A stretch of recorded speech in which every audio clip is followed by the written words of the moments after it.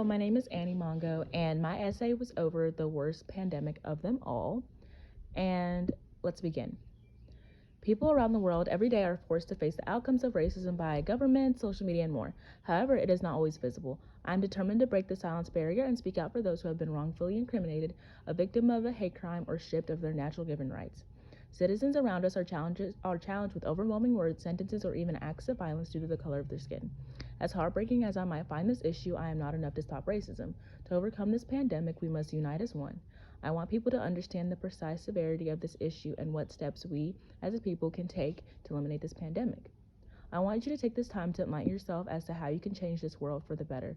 The fight for equality in this world can no longer be overlooked as it is in history. I would like to explain how equality should be one-sided, the immediate threats of racism, and systematic racism. Let us speak about the problem this pandemic continues to cause. People of color are dying and being refused to be given proper burials and the ability to rest in peace. Biased statistics held onto for centuries based on theories or higher power opinions. Historically, racism has always been around. For example, Emmett Till being killed under wrongful accusations. Historical figures such as Martin Luther King Jr. was shot while attempting to fight for equal rights. The conference turned from European racism to American anti-Negro attitudes of the mid-19th century.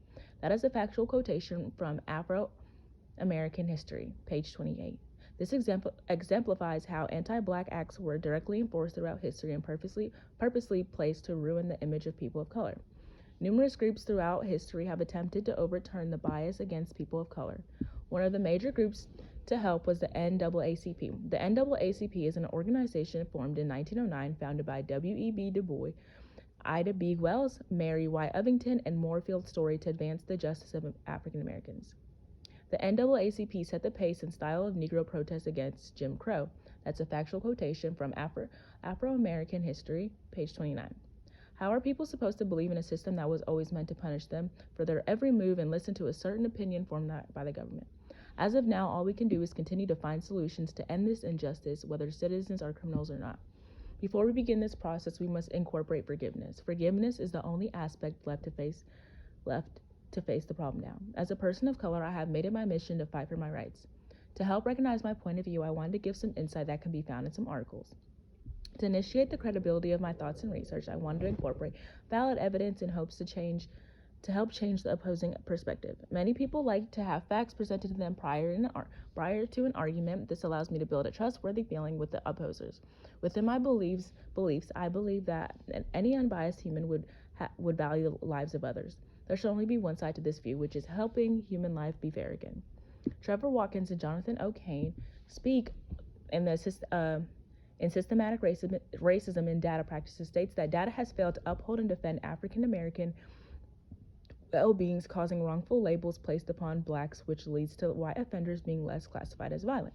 This argument is supported by factual examples and in-text citations and credible sources to defend the overall ideal of the perspective provided by the editor. The purpose is to bring awareness that statistics have been wrong throughout history to help strive and criminal injustice and wrongful perspectives on one specific race. The intended audience would directly be anyone who genuinely believes and stands for civil rights and wants a change. Catalina Carpan in Racial Profiling and Second-Class Citizenship reports that minorities are at a higher risk of portraying as a threat to society since there is a biased perspective placed upon them throughout the system. This argument is supported by credible sources stating information that directly correlates with the argument provided. This argument further identifies how minorities have suffered and continue to suffer within the racial injustices. The intended audience is for those who have experienced such injustice or those who want to be educated on the matter. Mimi Abramovitz and Jennifer R. Zelnick in Structural Racism, Managerialism, and Future of the Human Services, Rewriting the Rules, claim that the Black Lives Matter protests have shined the light upon structural and systematic racism throughout the history of human services. The argument is supported by historical evidence that backs the idea of real-life examples of situations and establish credibility. The purpose of the article is to educate many and explain how movements and protests can help uncover underlying causes of racism. The intended audience are those who believe in change that should happen within the system. I have fully prepared myself to observe the other perspective and allow myself the opportunity to attempt to comprehend why some might believe injustice is not real. I researched the opposing eye views to establish that my point of view is not biased. William Gravitt, in Sentenced by an Algorithm: Bias and Lack of Accuracy in Risk Assessment Software in the United States Criminal Justice System, reports that data and algorithms throughout America have been used to report and support in the sentencing and decision making of criminals when fallen under law enforcement agencies. The article is supported by factual examples from reliable sources that are located at the end of the article. The purpose is to establish and recognize how many convictions are overruled, which leads the people to believe in rightful convictions that are not truthfully justified. The article's intended audience is those who believe that they should be more informed about how convictions might work in the United States. Jennifer M. Silver and Tiffany N. Ford, in Navigating Race and Injustice in America's Middle Class, reports different stories on how people around the United States can purposely ignore racial issues and injustice that goes on.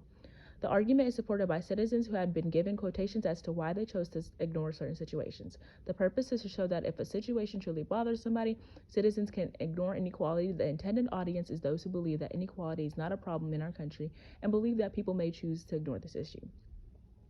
Anakin Tappe, an American's inequality problem now is not new. The pandemic is just emphasizing it. Believes that racial inequality in the United States has been around, but people are upset that the signs began showing more during the pandemic as it can no longer be hidden. The argument is supported by factual statistics and data. The purpose was to establish that anything can be simply hidden from citizens if the government chooses to, and people choose to ignore injustice until there's a big reaction. The article's intended audience is for those who do not believe in racial inequality and continue to ignore it. Despite recognizing the argumentative side, I am confident when it came to choosing my credibility. My sources are deemed reliable as they are aiming towards non-biased and accurately expose the underlying causes of failing countries and communities since time began. I would like to also recognize that many citizens who choose to ignore racism seem to know more about the deeper rivalry behind racism.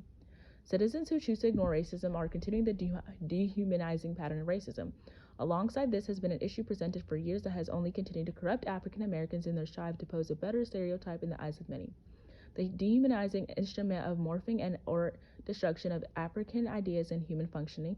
Such destruction is explained as systemic and power of trauma anti-black behavior in all institutional forms towards African Americans, economic and commerce, polity, legislative and correction, public welfare, and education. The destruction of African social and human institutions not only corrupts ideas about black people, but is other than human.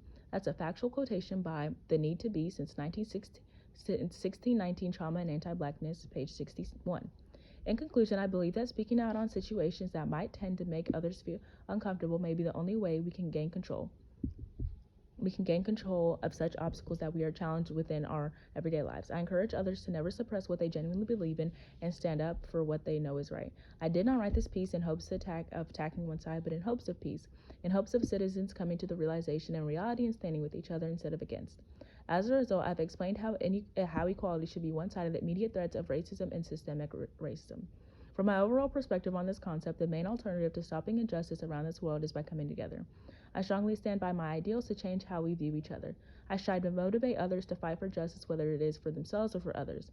I know that as one, the world may overcome any racial obstacles or stereotypes that have been applied upon us since time began. My goal is to inspire others to change the way they view each other, to remind each other that we all bleed red. We are all made up of the same aspects, no one is above another. I've accepted the fight, as should everyone who takes the time to read this. Remember that you can one day make a change. It may be a minor change, but I should advise you that one small step in racial injustice is a huge leap for those who felt as if they never had or never will have a voice in what they truly stand for. Are you going to stand up and join the fight? Are you going to rise above and strive to better the lives of those around you? I do this because I'm hopeful that the next generation will no longer have to live in fear or discouragement of the color of the skin. I pray that one day I will be able to receive equal opportunity as the man next to me, as the one behind me, as the one before me. I aspire those who have failed, others are held accountable for their actions towards the innocent. It is never too late to make a change and join the fight. But remember, this conversation will never be comfortable.